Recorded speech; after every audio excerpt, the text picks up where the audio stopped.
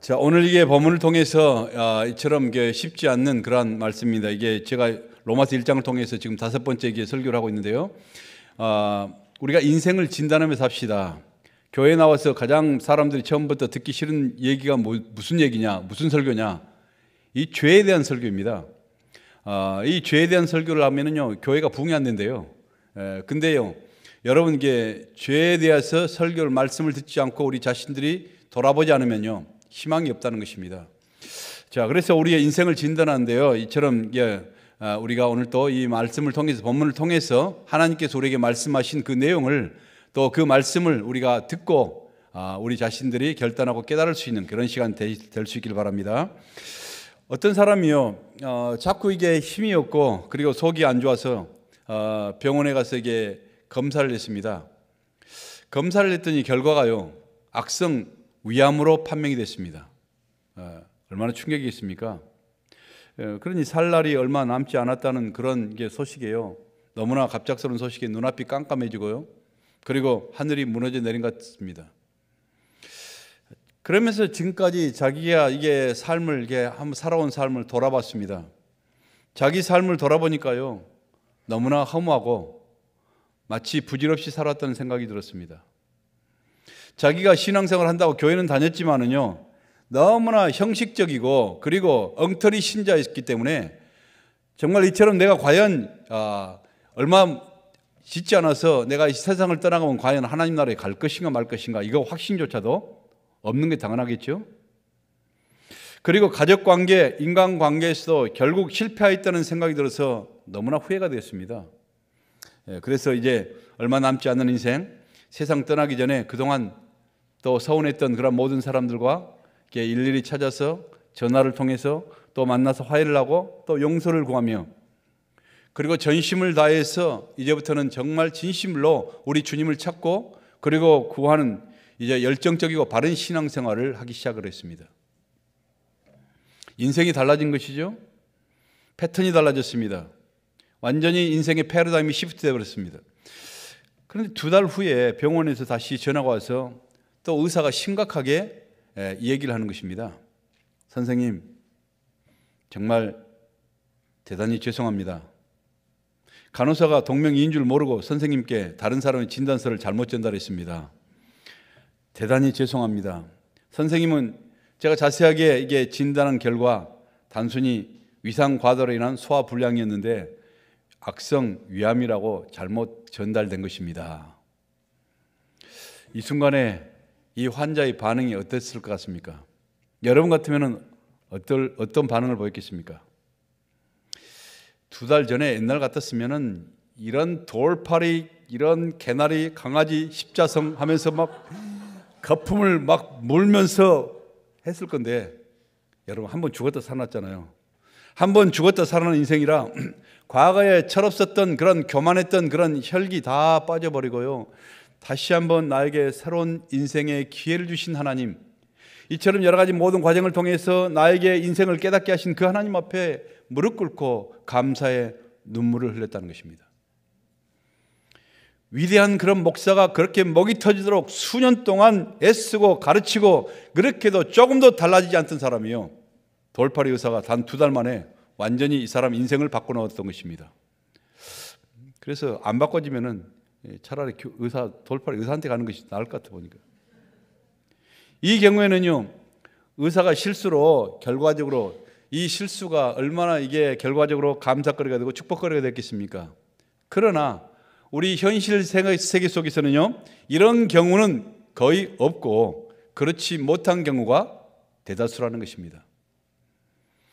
병은요, 여러분 진단이 정확해야 바로 고칠 수가 있습니다. 진단이 나오지 않은데 엉터리로 고치는 거 고칠 수 있겠습니까? 제가 한국에 가서 이게 건강검진을 했습니다. 그런데 거기 가니까요, 탁 누웠으니까 얼마나 금방 한국은 얼마나 빠르요. 10시 이게 성격 급한 그 한국 사람대로 금방 그 자리에서 다 끝내버린 것입니다. 그런데 얼마나 자세하게 이처럼 진단을 하든지요, 그 진단서를 가지고 이처럼 쭉 읽어보고 이렇게 하니까요, 제가 참 느꼈습니다. 그동안에 오랜 세월 내가 그냥 살아왔던 것 같은데 너무 무리하게 내 몸을 혹사시켰구나. 제대로 한 데가 별로 없어요. 예. 물론 그렇게 오랫동안 이게 오랜 세월을 기계를 그렇게 써도 기계도 망가질 판인데 오랜 세월 이렇게 무리하게 몸을 혹사시켰으니 뭐 이게 뭐 모든 것이 건강하겠습니까? 당연한 것이죠. 그래서 요즘 그런 생각이 들어서 내 몸한테 내가 좀 미안해서 이제 요즘은 그래도 안 하던 운동도 좀 해보고 뭐 앉았다 일어났다도 하고 뭐 여러 가지 몸 관리를 그렇게 하게 됐습니다. 여러분 오늘 본문은요 뭘 얘기하는가? 이 인간들의 본질적인 그러한 질병, 본질적인 그러한 근본의 문제가 무엇인가? 하나님께서 진단하시는 그러한 장면인 것입니다. 몸이 아파 여러분 병원에 가면은요 우리가 뭐부터 하죠? 바로 그 자리에서 그 사람 데리고 치료부터 합니까? 아니잖아요. 치료하기 전에 먼저 피 검사를 하고 소변 검사를 하고 그리고 엑스레이를 찍고 CT 촬영을 하고 조금 더 나아가면은 MRI 촬영을 하고 그래서 그 모든 결과를 가지고 진단하는 것입니다. 뭐가 잘못됐는가? 뭐가 문제인가? 어떤 병이 있는가?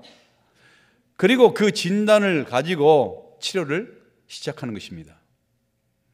제가요 지금 10여 년도 넘었는데요 교회에서 우리 성도들을 열심히 이처럼 가르치는데 아니 갑자기 배가 너무너무 아파오는 것입니다.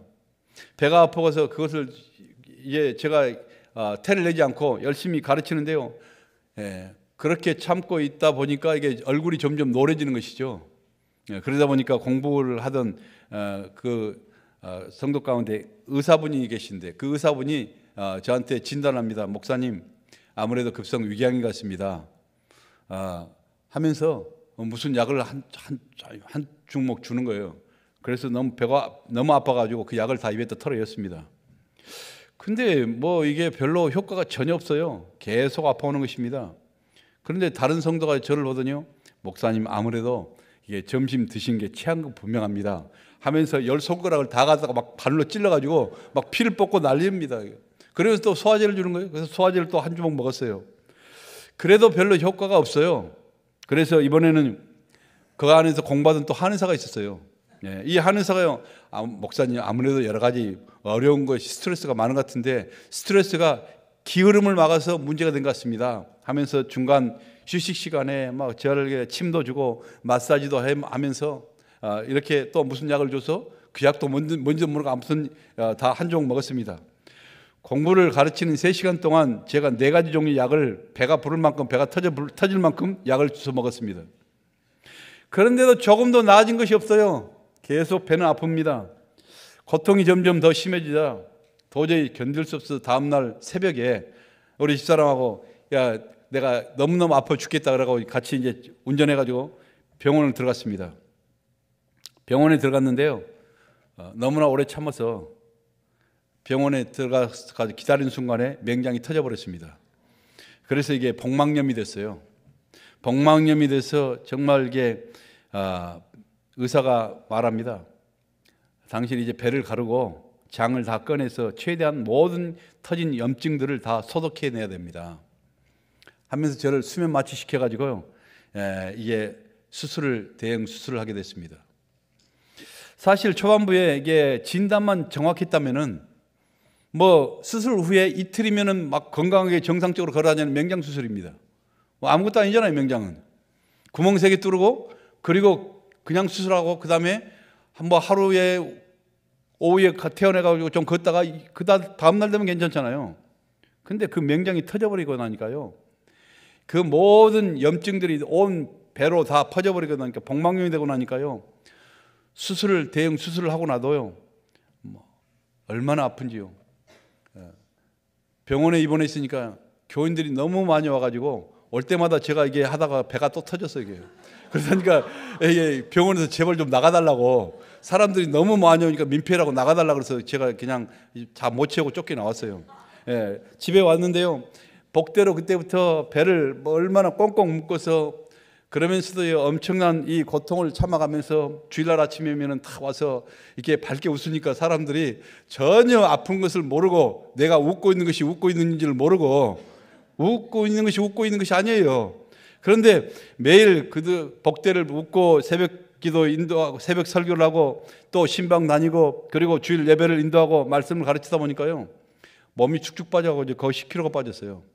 그리고 막 머리가 막 쭉쭉 빠져 탈모가 막 되는 것입니다. 처음에 진단만 정확했다면은 그렇게 고생하지 않아도요, 됐을 건데 죽으라고 바보스럽게 고생했던 것이죠. 그래요. 여러분, 왜 죄를 얘기합니까? 진단이 정확해야 우리가 치료가 정확하게 나오기 때문인 것입니다. 맹장이 아픈데 자꾸 간덩이가 부었다고 주사기를 이게 투여하면요, 암이 퍼져나가는데 편두통이라고 자꾸 타이레놀만 먹이면은 여러분 되겠습니까? 수술을 안 하니까 편하긴 하겠죠. 그러나 결국 그 끝이 어떻게 되겠습니까? 여러분, 하나님은요, 우리 병들어 있는 인간들을 치유하기를 원하십니다. 저와 여러분이 회복되기를 원하시는 것입니다. 우리가 완전케 되고 거룩하게 되기를 원하시는 것입니다. 우리가 불행을 딛고, 그리고 우리가 삶 가운데 슬픔을 딛고 건강한 인생으로, 구원받는 인생으로 살아가기를, 행복하게 살아가기를 그렇게 원하시는 것입니다. 그렇기 때문에 내 자신의 상태를 알아야 되는 것입니다. 내가 어떤 모습인가, 내 자신의 근본적인 이유가 무엇인가, 문제가 무엇인가, 나를 불행케 하는, 나를 공하게 하는 이런 여러 가지 문제가 무엇인가를 내가 알아야 되는 것이죠. 그게 지혜라는 것입니다. 내가 얼마나 영적으로 문제가 있는지, 내가 얼마나 교만에 빠져서 죄에 빠져 죽어가고 있는지, 이것을 알아야, 여러분이 기분이 나빠도, 여러분 듣기 싫어도 이것을 듣고 알아야, 정확하게 알아야 우리가 치료가 되고 회복이 되고, 그리고 행복한 사람으로, 하나님의 사람으로 달라지게 살아가게 되는 것입니다. 그럼 영적으로 병든 죄인의 특성이 뭘까요? 오늘 본문을 통해서 이 영적인 병든 죄인의 특성은요, 오늘 20절 말씀 한번 읽어볼까요? 20절 말씀. 자, 시작. 창세로부터 그의 보이지 아니하는 것들, 곧 그의 영원하신 능력과 신성이 그가 만드신 만물에 분명히 보여 알려졌나니 그러므로 그들이 핑계하지 못할지니라. 아멘.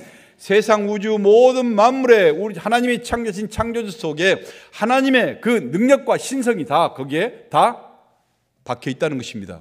그래서 절대로 사람들은 하나님의 존재를 핑계할 수가 없다 그러는 것입니다. 그런데 인간들은 핑계하는 것입니다.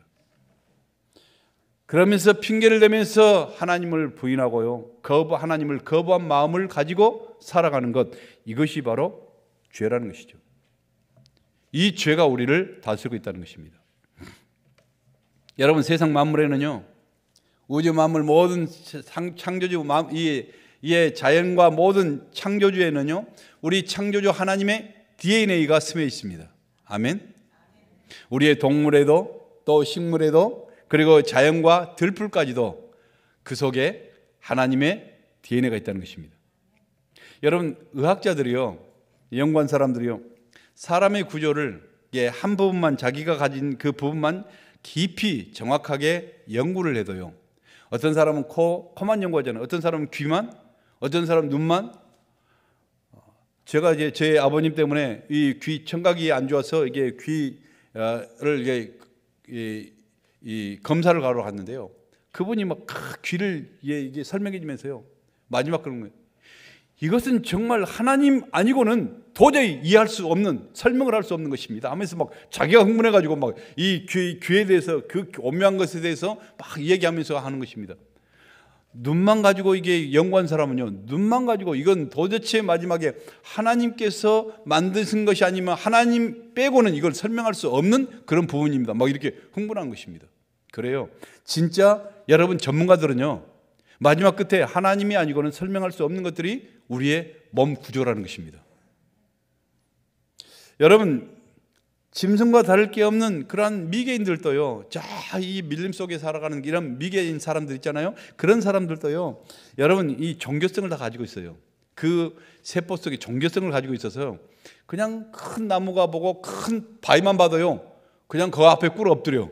그래가지고 거기에서 제단을 만들고 비나이다 이처럼 신에게 비는 것입니다. 여러분, 인간의 영혼 속에는 이처럼 우리 하나님의 DNA가 우리 골수까지 스며 있어서 이것을 지워버린다는 것은 바로 불가능이라는 것입니다. 이 땅에 태어난 아이가 본능적으로요, 아빠, 엄마를 찾듯이 인간은 본능적으로 하나님이 계시다는 것을 알게 되어 있습니다. 그런데 사람들은요, 뭐 희한한 동물을 보면서 여러 가지 감탄을 하면서도요, 그 동물을 만드신 분을 인정하지 않기를 원한 겁니다. 록키산에 가서 그 엄청난 이런 하나님의 역사, 그 장관을 바라보면서 사람들은 그 엄청난 그런 광대한 그 자연을 바라보면서 감탄을 연발합니다. 그 감탄을 연발하면서도요, 그 예술 작품에 자신의 혼을 불어넣으신 하나님을 보지 못하고 있다는 것입니다. 공기와 햇빛이 없이는 단 한순간도 살 수 없다는 것을 우리가 인정하면서도요, 그 공기와 햇빛을 주신 분을 생각하지 않아요. 얼마나 이상한 것입니까? 사람은요, 하나님의 형상대로 지음받았기에 사람 속에는, 우리 인간 속에는 하나님의 형상이 들어있습니다. 아멘. 여러분, 이제 제가 이게 TV 보니까 어떤 이 쌍둥이가 있는데, 쌍둥이가 어렸을 때 아주 갓난아이 때 어떻게 헤어져 버렸어요. 예. 한 집은 저쪽 집으로 뭐 입양 갔고, 한 집은 다 갈라져 버렸습니다. 또 한 집은 외국으로 입고 와버렸고, 전혀 이게 언어도 다르고 좀 뭐 사는 환경이 완전히 다른데요, 어떻게 해서 30년 만에 만났습니다.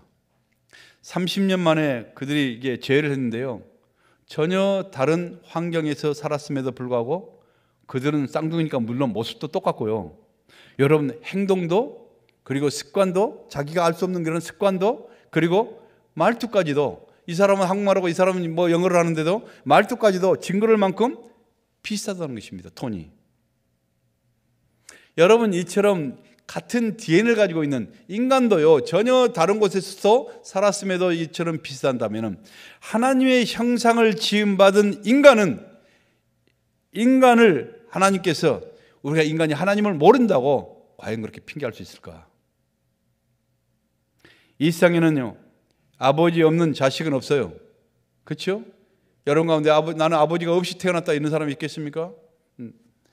여러분, 아버지 없이 태어난 사람 예수님밖에 없어요.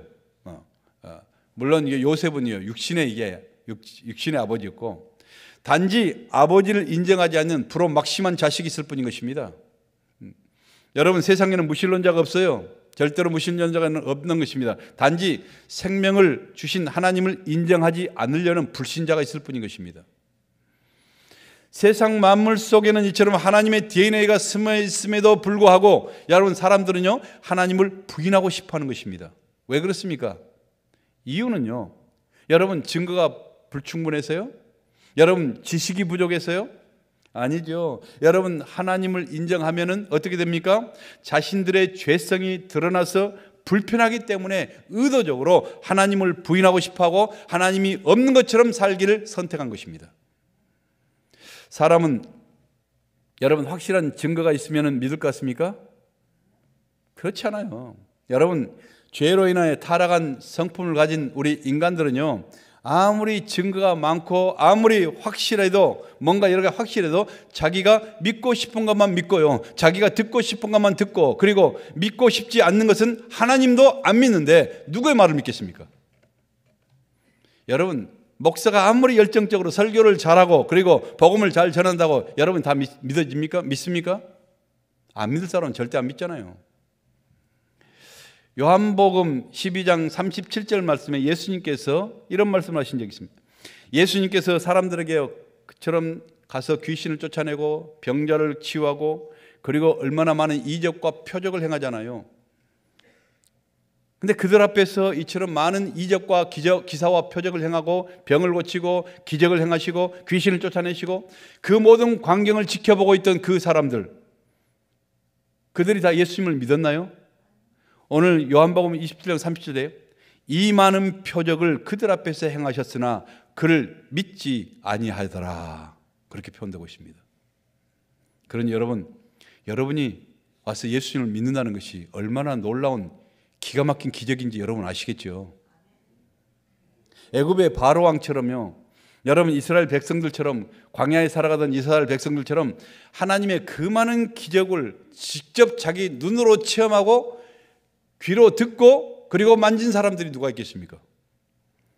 여러분, 그러나 그들은요, 그 많은 하나님의 10가지의 재앙과 여러 가지 기적과 이사와 하늘에서 불이 떨어지는 이런 모든 기적을 직접 보고 체험했음에도 불구하고 그들의 마음이 교만하고 강팍해서 그들은 하나님을 실제로 믿지를 않았던 것입니다. 애굽 나라의 모든 물이 다 피로 변해버렸어요. 여러분 이게 생각만 해도 끔찍하잖아요. 여러분 아침에 세수를 하려고 아침 목욕을 하려고 물을 확 틀었는데 피가 가득 차버렸어요. 얼마나 깜짝 놀라겠습니까? 안 놀래요? 피 좋아하세요? 여러분 이게 비누로 씻고 그 다음에 샤워를 하려고 탁 틀었는데 피가 쏟아져. 온몸에 흡혈귀처럼 피가 이렇게 하고 있습니다.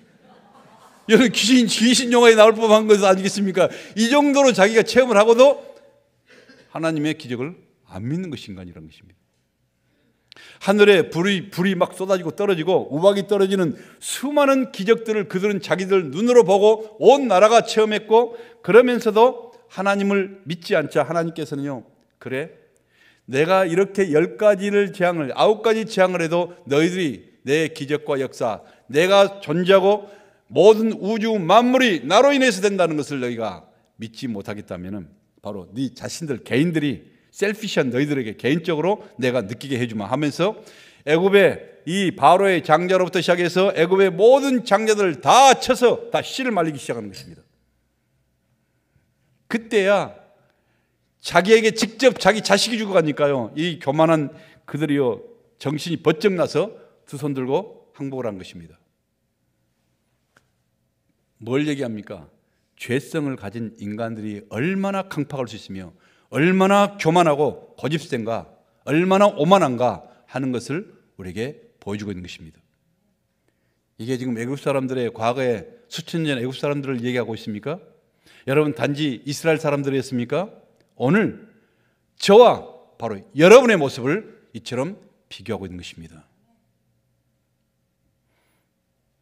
여러분 하늘에서 불이 떨어지고 확실한 믿음의 증거들이 넘쳐나도 이처럼 믿고 싶지 않는 사람들은요, 안 믿는 게 죄인들의 특성이라는 것입니다. 그래서 때로는 하나님께서요, 여러 가지 객관적인 여러 가지 모든 사건과 진리가 아니라 자기 피부로 느낄 수 있도록 때로는 그 여러 가지 우리의 하나님께서 우리를 깨우시기 위해서 자기 개인에게 질병을 허락하시고 자기 자녀들을 때리기도 하시고 여러 가지 실제로 자기의 사업에 문제가 생기기도 하시고 여러 가지 많은 고통을 우리에게 주신 적이 있습니다. 여러분 이것이 하나님의 재앙인 줄 아십니까? 아니요. 하나님께서 우리를 깨우시게 한 하나님의 안타까운 사랑의 표현이에요. 많은 사람들이요 설교를 들어도요, 여러분 자기가 듣고 싶은 것만 골라서 생선 뼈 바르듯이 그렇게 듣잖아요. 여러분 제가 이게 1시간 동안 이렇게 설교를 하고요, 여러 가지 뭐 계속 금요일도 설교를 하고 뭐라 해도요, 여러분이 자기가 딱 듣고 싶은 것만 듣고 가잖아요. 1시간 동안 말씀 들어도요, 자기가 듣고 싶은 내용이 없다면은 전혀 듣는 것이 없어요. 그리고 전혀 은혜가 없다는 것입니다. 그리고 듣고 거기에서 자기에게 걸린 것이 단 한 개만 있으면 그것 가지고 시험 들었다고 그것 가지고 엉터리요 못차고 난리고 치는 것입니다. 여러분 우리가 하나님 말씀을 가지고 그 앞에서 한 가지만 걸리면 되겠습니까? 처음부터 끝까지 다 걸려야죠. 설교 때마다 걸려야 됩니다. 그래서 하나님 앞에 내가 무릎 꿇고 회개하면서, 그리고 때로는 하나님 앞에 위로받고 힘을 얻고, 이처럼 그게 바로 하나님의 말씀이라는 것입니다. 여러분 한 가지를 걸려가지고 저한테 시비 걸지 말고 다 걸리시길 바랍니다. 처음부터 끝까지 걸리시길 바랍니다. 아멘. 그래야 우리가 바로 신앙생활하는 사람이고 바로 하나님 앞에 있게 되는 사람인 것입니다. 좋은 설교는요, 내 마음에 쏙 드는 그런 설교가 아닐 수 있습니다. 여러분 내가 듣고 싶지 않는 말씀, 정말 내 안에 부담스러운 말씀이 진짜 자기가 들어야 될 그런 하나님의 말씀일 수가 있습니다. 예수님은요, 죄인들이 꼭 들어야 할 가장 소중한 말씀을 전하셨을 때, 천국의 놀라운 그런 비밀과 기적을 전하셨을 때 사람들의 반응이 어땠습니까? 설교의 원조가 누구예요? 설교의 본질이 뭡니까? 예수님 아니겠습니까?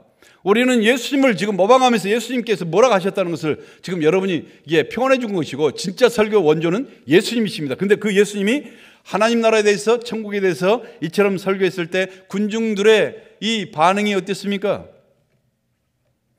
교만한 군중들의, 여러분 그때부터 뭐라고 하냐, 그때부터 저희들이 예수를 죽이려고 결단하니라. 예수님의 설교 말씀을 듣고 그때부터 예수님을 내가 죽여야 되겠구나 결단했다는 것입니다. 은혜 받은 것이 아니라 그게 바로 죄인들의 특성이란 것이에요. 스데반은요, 우리가 위대한 스데반 있잖아요. 이게 스데반은 회개를 촉구하는 정말 역사 속에 가장 위대한 그런 복음 설교를 했습니다. 가장 위대한 이 복음 설교를 한 이후에 교만한 군중들의 돌에 맞아서 순교를 했습니다. 설교 잘하고 성령 충만했고 돌에 맞아 죽었어요. 저는 설교를 적당하게 못하기 때문에 지금까지 오늘까지 살아있어요. 할렐루야. 내가 설교를 잘했다면 지금 진짜 죽었을 거야 아마. 예수님처럼 설교했으면 죽였겠죠. 그러나 그렇게 못하니까 살아있다는 것입니다. 설교 못한 것이 은혜인 줄을 이제 알았습니다. 할렐루야. 타락한 죄인들의 특성이 뭐냐? 자신들의 죄를 순순히 실토하지 않아요. 그러면서 자기는 믿음 좋은 사람처럼 신자 행세를 하고 있다는 것입니다. 여러분, 자꾸 핑계를 낸다는 것입니다. 오늘 핑계를 내잖아요. 감옥에 들어온 죄수들에게 물어보면 여러분, 자기가 억울하지 않는 사람 하나도 없어요. 자기는 정말 억울하고 재수 없어서 이처럼 걸려가지고 감옥에 들어왔다는 것입니다. 소도둑놈에게 이처럼 물어보니까요, 자기는 너무너무 억울하대요. 자기는 소 곱비 하나 잡고 갔을 뿐인데 자기가 이렇게 걸렸다는 것이에요. 자기는 소 곱비 하나 잡았는데 그냥 소가 곱비 따라왔을 뿐인데 자기한테 도둑놈이라고 했다는 것입니다. 강도에게 물어보니까요, 자기는 늙고 병드신 어머니 마지막 가신 길에 고기라도 한번 실컷 사드리고 싶어서 남의 돈을 잠깐 빌렸다는 것입니다. 그냥 들으면 정말 가슴 찡한 효자 사연 같잖아요. 근데 이런 가슴 아픈 불법의 죄가요, 하나님을 인정하지 않고 그럴듯한 핑계로 사람을 죽이는 것입니다. 사랑하는 성도 여러분, 하나님은 병든 자를 구원하시길 원하십니다. 여러분, 죄에 묶여있는 인간들을 구원하시길 하나님께서 원하시는 것입니다. 핑계대지 말고요, 여러분 정직하게 자신의 죄를 겸손하게 그리고 용감하게 실토하면서 고백하고 회개할 때 구원의 길이 열려지게 되는 것입니다. 여러분, 다윗왕 보세요. 다윗왕은요, 어떤 죄를 졌습니까? 남의 아내를 빼앗는 강탈죄를 졌습니다. 여러분, 남의 아내를 범하는 간음죄를 졌습니다. 그 남편 우리아를 죽이는 살인죄를 졌습니다. 여러분, 충성스러운 부하를 속이는 이처럼 배신의 죄를 졌습니다.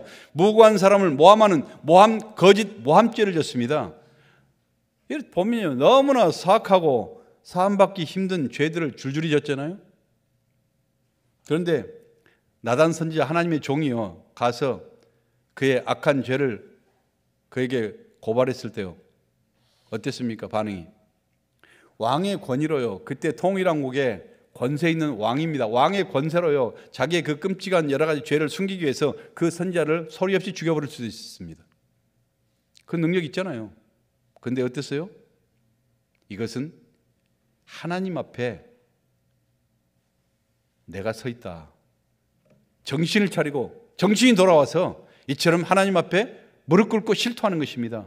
그리고 자기의 그 주홍같이 붉은 죄를 그때부터 철저하게 눈물로 참여하고 회개하는데요, 여러분, 회개의 눈물로 자기의 침상이 둥둥 떴다는 것입니다. 물론 과장법이겠죠. 그렇지만 얼마나 철저하게 회개했는가를 우리에게 얘기합니다. 눈물로, 회개의 눈물로 자기의 침상이 뜰 만큼 그렇게 하나님 앞에 회개하면서 나아갔다는 것입니다. 그러니 하나님께서 그를 오직이 사랑하시겠습니까? 내 마음에 합한 종이라. 하나님 앞에 흘리는 회개의 눈물은요, 이처럼 죄를 어기는 능력이 있다는 것입니다. 여러분에게 회개의 눈물은요, 하나님의 마음도 바꾸고 하나님의 마음을 녹일 수 있는 능력이 있는 것을 믿으시길 바랍니다. 여러분, 그가 죄를 싫다고 회개했을 때요, 여러분 이처럼 죄에서 그가 구원을 받았고, 그리고 저주받은 죄인이 하나님 마음에 합한 성군 다윗으로 그의 인생이 변화됐던 것입니다. 신앙은요, 하나님 앞에 절대 핑계대지 않는 것입니다. 신앙은 자신의 교만함과 죄악을 실토하는 것입니다. 신앙은 발견하는 것입니다. 뭘 발견해요? 하나님 앞에 죄악된 내 자신을 발견하고 교만하고 불신앙적인 내 자신을 발견하는 것입니다. 사람은요, 여러 가지 위대한 예술 작품을 보고도 그게 누구 작품이며 그 사람의 개성과 특성까지 말하는데요, 온 세상 만물이 다 하나님의 작품이요, 하나님의 흔적으로 덮여 있고 나무 잎새 하나에도 다 하나님의 DNA가 새겨 있는 이 세상을 바라보면서도요, 하나님을 우리가 끔찍하게 하나님을 발견하지 못한다는 것이 과연, 그러면서 핑계된다는 것이 과연 있을 수가 있는가 하는 것을 하나님께서 오늘 말씀하고 있습니다. 여러분, 하나님을 발견할 수 있길 바랍니다. 한 송이의 들꽃 속에서도요, 여러분 하나님을 발견하세요. 푸른 창공을 날아가고 있는 그 새 한 마리를 묵상하면서도요, 그곳에서 여러분은 하나님을 발견할 수 있는 이런 눈을 가질 수 있기를 간절히 축원합니다. 주인 되신 하나님을 발견하면요, 내 자신의 죄악이 무너지고 무질서한 그런 인생이 질서를 찾기 시작하는 것입니다. 주인 되신 하나님을 발견하면요, 깜깜한 그런 내 인생 속에서도 찬란한 빛이 내 인생 가운데 스며들기 시작하는 것입니다. 이런 놀라운 은혜가 있기를 간절히 축원합니다. 또한 영적으로 병든 죄인의 특성이 무엇인가? 오늘 21절 보시니까요, 그 사람의 생각이 허망해지고 미련한 마음이 어두워졌다는 것입니다. 여러분, 죄인들의 특징은 생각이 허망해지고요, 마음이 어두워져요. 마음이 어두워지니 얼굴 자체도 시커멓게 점점 굳어져겠죠. 마음이 하나님 두기를 싫어하는 죄인의 모습은요, 먼저 감사가 없어요. 아무리 어떻게 해도 감사가 마음속에 있고요, 생각이 다 허망해지는 것입니다. 미련한 마음이 어두워지는 것입니다. 하나님 버리고 떠나는 여러 가지 인생의 결말이 뭡니까? 인생의 그 결말은요, 허무감이에요. 허무감이 밀려오는 것입니다. 의미를 찾지 못해요. 한 노인이요, 한 척의 배를 끌고 바다로 나갔습니다. 거기서 그는 일생에 처음 보는 거대한 대형 물고기를 만나고 그 물고기와 사투를 벌이고 죽을 만큼 그처럼 힘든 시간을 견뎌내면서 그 대형 물고기를 잡는 데 성공하게 됐습니다. 그 노인이 그 거대한 물고기를 끌고서요, 이제는 배로 올리지도 못하고 배보다 큰 그 물고기를 잡았으니까 그 배에다가 이게 줄로 묶어서 이제 배로 매서 부두로 돌아오는 과정 속에 너무나 힘이 들었습니다. 온 몸에 진이 다 빠져버렸어요. 물고기가 계속 사투를 하느라고 너무나 피곤해서 곤히 잠이 들어버렸습니다. 깜박 잠이 들다가 다시 깨가지고 이제 점점 이게 항구로 돌아오는데, 돌아와서 보니까요, 도중에 작은 물고기 떼들이요, 잡혀서 밧줄에 끌려가고 있던 이런 죽어있는 대형 물고기를요 다 뜯어먹어버리고 앙상한 뼈만 달랑 남게 된 것입니다. 그리고 그 뼈만 가지고 부두로 들어왔다는 것입니다. 자기가 죽으라고 온 혼신을 다해서 싸우기는 싸웠는데 무엇 때문에 싸웠는지를 모르게 된 것입니다. 뛰기는 열심히 뛰었는데, 일생을 열심히 우리도 뛴 것 같았는데 무엇 때문에 뛰었는지 이유를 모르게 돼버린 것입니다. 얼마나 허무하겠습니까? 의미도 없고 그리고 목적도 없고 허무만이 난무하는, 이게 바로 인생이다. 이것을 기록한 이 해밍웨이는요, 당대 최고의 지성인이었고 문학가이기도 하고 말했지만, 그러나 결국 인생의 허무감을 이기지 못하고 그가 썼던 그런 작품처럼 머리에 총을 쏘아 자살하는 비참한 인생을 마치고 말았던 것입니다. 하나님 없는 인간은요, 미칠 것 같은 그런 외로움과 허무감을 느끼게 되어 있습니다. 왜 그런지 아세요? 여러분, 우리의 사람의 마음속에는요, 오직 하나님만이 채울 수 있는, 하나님 외에는 채울 수 없는 그런 텅 빈 공간, 바로 영적인 블랙홀이 있다는 것입니다. 하나님은요, 인간을 그렇게 창조하셨어요. 왜요? 우리는 하나님의 형상을 닮은 인간이기 때문에 그 인간은요, 그 영적인 것은 여러분 온 우주를 다 담는다 할지라도 결코 채우지 않는 영적인 블랙홀이 있다는 것입니다. 그래서 파스칼은 그렇게 얘기를 합니다. 사람의 마음속에는 하나님이 만드신 공백이 있다. 이것은 어떠한 피조물로도 채워질 수 없고 오직 예수 그리스도를 통하여 하나님만이 채울 수 있는 것이다. 아멘. 하나님을 거부하는 인간들은요, 그 공함을 채우기 위해서 하나님 대신 다른 것들을 채우기를 그렇게 갈망하는 것입니다. 그래서 썩어진 세상 것들을 거기다가 막 채우는 것이죠. 그래서 어떻게 되는가? 23절을 보시니까 23절 한번 읽어볼까요? 시작. 썩어지지 아니하는 하나님의 영광을 썩어질 사람과 새와 짐승과 기어다니는 동물 모양의 우상으로 바꾸었느니라. 죄인들의 특성은요, 너무 공허하고 허무하기 때문에, 계속 불안하기 때문에 뭘 만들어요? 우상을 만들어가는 것입니다. 인간이 하나님을 떠나면요, 그들은 하나님 없는 그러한 공허한 그 자리에 짝퉁 신을 갖다가 계속 그곳에 채워가지고 마음의 평안을 누리려고 하는 것입니다.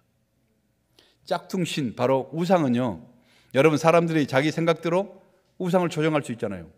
너는 끽소리 하지 말고 나한테 복만 달라. 그게 우상 아니에요? 여러분, 컨트롤이 가능합니다. 네, 자기 편한 대로 하나님 대용품으로 사용하는 것입니다. 하나님이 뭘 요구하십니까? 하나님은요, 살아계신 하나님은 우리에게 이처럼 내가 거룩하니 너희도 거룩하라.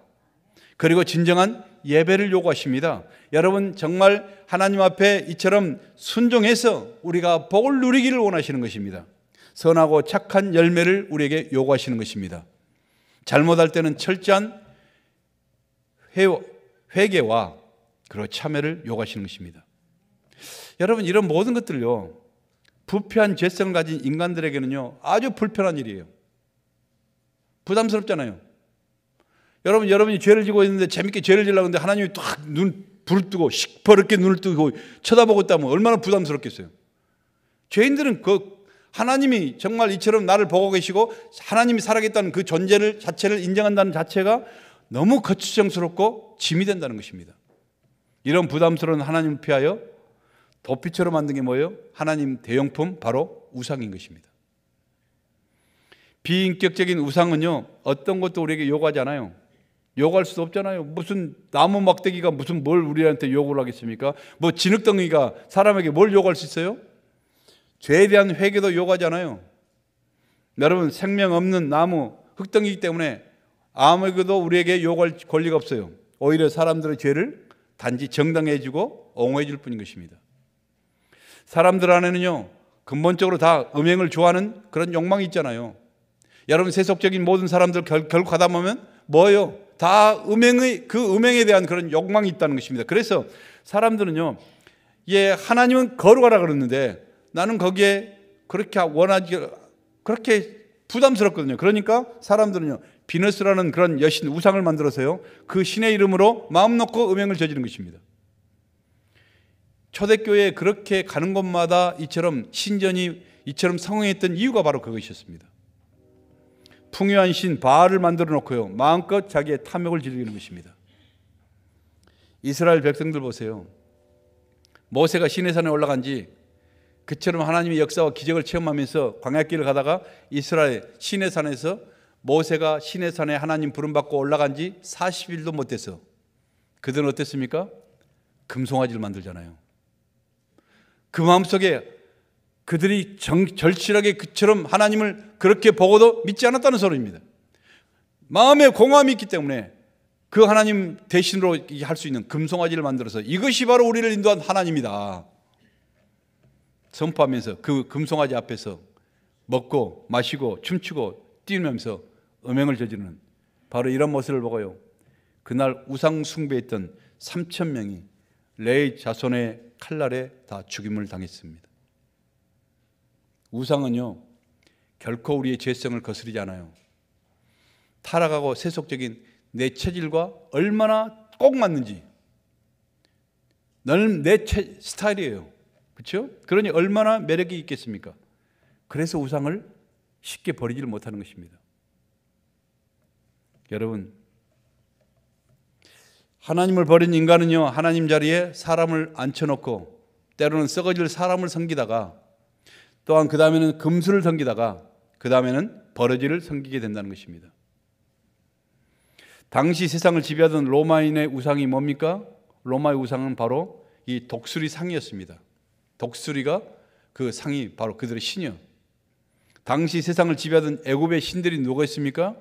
버러지들이었습니다. 성경에서 말하는 버러지들, 바로 파리, 개구리, 메뚜기, 이걸 자기 신으로 믿고 있어요.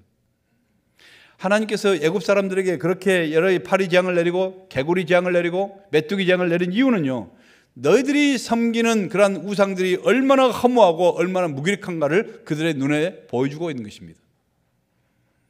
지혜롭다는 사람들이 얼마나 정말 어리석은가 우리가 알 수 있어요. 애굽의 바로는 자신을 신이라고 선포했습니다. 내가 바로 신이다. 그런데 그 신이요, 자칭 신이라는 사람이 뭘 또 섬겨요? 파리, 개구리, 메뚜기를 자기 신으로 섬기는 모습이 얼마나 정말 이율배반적이고 정말 웃기는 일이나요? 이게 바로 어리석은 인간들이라는 것입니다. 마음이 어두워진 바로 죄인들의 모습입니다.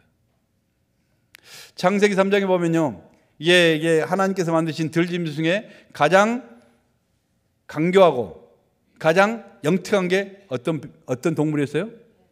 뱀이요, 뱀. 뱀. 그 가장 강교하더라. 강교한다가 무슨 뜻이에요? 약간 음흉한 것도 있지만은 지혜롭다는 뜻입니다. 아주 스마트하다는 거예요. 그래, 아주 똑똑하다는 것입니다. 여러분, 그런데 그 지혜롭고 똑똑했던 그 뱀이요, 모든 육축과 들짐승보다 더욱 저주를 받아 배로 종신토록 흙을 먹을지니라. 배로 기어다니고 종신토록 제일 최고의 저주를 받았어요. 무슨 뜻입니까? 하나님 없는 세상적인 지혜와 자기의 명철을 가지고 가면 하나님 앞에서 가장 큰 저주의 대상이 될 수도 있다는 것입니다. 하나님 없이 지혜롭고 얘처럼 똑똑하고 출세한 사람들이 오히려 가장 무서운 하나님의 저주의 대상이 될 수도 있다는 것입니다. 하나님 없이 열심히 공부하여 인류 학교를 졸업하면요, 어떻습니까? 최고의 학벌이라는 이런 우상, 교만함이라는 이런 우상을 가지고 세상에 나올 수 있습니다. 하나님 없이 높이 올라가면요, 올라갈수록 바벨탑처럼 하나님께 진노받고 저주받을 큰 우상 숭배자가 될 수가 있어요. 하나님 떠난 인간은요, 여러분 스스로 지혜롭다고 하지만은 그러나 생각이 허무해지고 마음이 미련하고 가는 길이 어두워서 보질 못하고 분별력을 상실한 것입니다.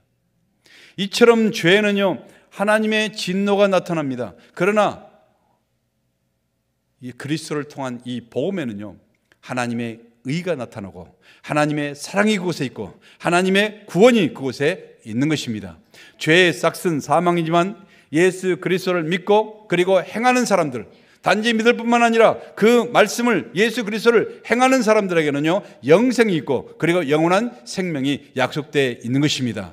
여러분, 인생은요, 내 자신을 내려놓고 하나님께 돌아와야 살 수 있고요, 돌아와야 존재할 의미가 있고 가치가 있는 것입니다. 여러분, 비록 우리가 유치한 것 같고 그리고 시대에 뒤떨어진 것 같고 그리고 재미없는 것 같지만은요, 하나님께 가까이 나아가야, 그리고 목숨을 걸고 하나님 앞에 나와야 내 거기에 생명이 있고요, 거기에 소망이 있고 거기에 능력이 있고 거기에 회개가 있고 거기에 참된 가치가 있고 거기에 진정한 우리의 인생에 행복이 있는 줄 믿습니다. 오늘 하나님께서 우리에게 요구한 것이 무엇입니까? 우리 마음에 감추고 있는 우상을 파괴시키라는 것입니다. 여러분 가운데 숨겨진 우상을 깨뜨리라는 것입니다. 여러분, 우상이 깨지기 전까지는 결코 죄성이 깨지지 않습니다. 우상이 깨지는 순간 메마른 영혼이 회복이 되는 것입니다. 여러분, 우상들이 깨지는 순간 영광스러운 하나님 나라가 그 영혼 속에 세워져 가는 것입니다. 그 모습 자체도 부드러워지고 인생이 달라지고 삶의 모습이 희열과 기쁨으로 정말 황홀한 인생으로 바꿔지게 되는 것입니다. 죄와 사망을 이기고 영광스러운 예수의 깃발을 흔드시는 우리 복된 승리의 성도들이 되시기를 주님의 이름으로 간절히 축복합니다.